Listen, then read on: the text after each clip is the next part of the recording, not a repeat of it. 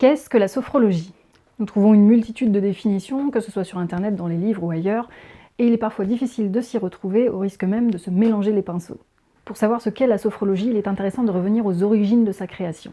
Je rappelle que le professeur Caicedo, médecin, psychiatre et spécialisé en neurologie, est le fondateur de la sophrologie. Nous sommes alors à ses débuts, dans les années 1960, et il exerce dans une clinique à Madrid auprès de patients atteints de maladies mentales psychiatriques. Comme le veut la psychiatrie de l'époque, il est amené à administrer à ses patients les plus sévèrement atteints des traitements chocs comme les électrochocs ou encore des comas insuliniques avec injection d'insuline à haute dose. Le but recherché de ces traitements était d'amener un état modifié de conscience profond, permettant une amélioration non systématique de ces patients lorsqu'ils revenaient à leur état normal. Le professeur Caicedo se demandait alors s'il n'y avait pas un autre moyen plus humain pour arriver à cet état d'amélioration. Et puisqu'il semblait falloir modifier la conscience pour arriver à cet état de mieux, le professeur Caicedo, tout logiquement, décida de s'intéresser à la conscience. Et là, c'est un vide médical, un vide scientifique, un vide sidéral, puisqu'il n'y a aucune étude concrète sur le sujet de la conscience. À ce stade, donc, le professeur Caicedo décide d'explorer d'autres techniques existant à l'époque pour essayer de trouver des pistes de réponse quant à la conscience. Les méthodes qu'il expérimente ne lui donnent pas de réponse concrète quant à la conscience. La conscience reste énigmatique, elle reste floue, et finalement, elle sera le fil conducteur de la sophrologie. Dans les mêmes temps, le professeur Caicedo fait une rencontre qui va bouleverser sa vie. Une rencontre qui donnera le point de départ de la sophrologie, une rencontre qui donnera le là de la méthode. Cette rencontre, c'est la rencontre avec la phénoménologie. Il commence à élaborer des techniques permettant un état modifié de conscience tout en gardant cette conscience éveillée, puisque c'est elle qui nous intéresse, et en adoptant un regard et une attitude phénoménologique. Il décide ensuite, avec l'accord de son professeur, d'approfondir ses connaissances en phénoménologie.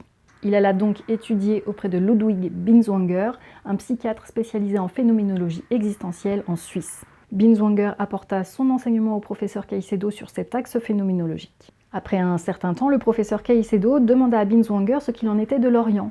Car dans sa recherche de la conscience, force est de constater qu'en Occident, si nous sommes assez pauvres concernant les connaissances sur la conscience, en Orient, il semblerait qu'il y ait un intérêt plus important porté sur le sujet. Contre toute attente, Binswanger incita le professeur Caicedo à aller rencontrer les maîtres de la conscience en Orient, munis du flambeau de la phénoménologie. C'est dans ce contexte baigné de phénoménologie que le professeur Caicedo alla à la rencontre de maîtres yogis, de moines tibétains et de moines zazen. Non pas pour apprendre leur technique, non pas pour apprendre leur tradition, non pas pour apprendre leurs croyances, ni même leur culture, mais bien pour les questionner quant au sujet de la conscience. Il a alors dû faire un travail de réduction pour ne garder que l'essence de leurs réponses, au-delà de tout dogme et de toute croyance. De retour en Europe, il continua à élaborer sa méthode avec toutes ses connaissances acquises et ses expériences sur la conscience. La sophrologie ne cessera d'évoluer jusqu'à la méthode actuelle, avec pour objectif de permettre à la conscience de se révéler à elle-même. Donc si nous devons retenir une définition non exhaustive de ce qu'est la sophrologie, mais en tout cas une définition permettant un échange authentique autour de ce qu'est la méthode, nous pourrions dire que la sophrologie est une méthode phénoménologique permettant l'exploration de la conscience. Bien sûr, cette définition suscite d'autres questions quant à la sophrologie, mais elle permet d'ouvrir un échange véritable sur ce qu'est la sophrologie.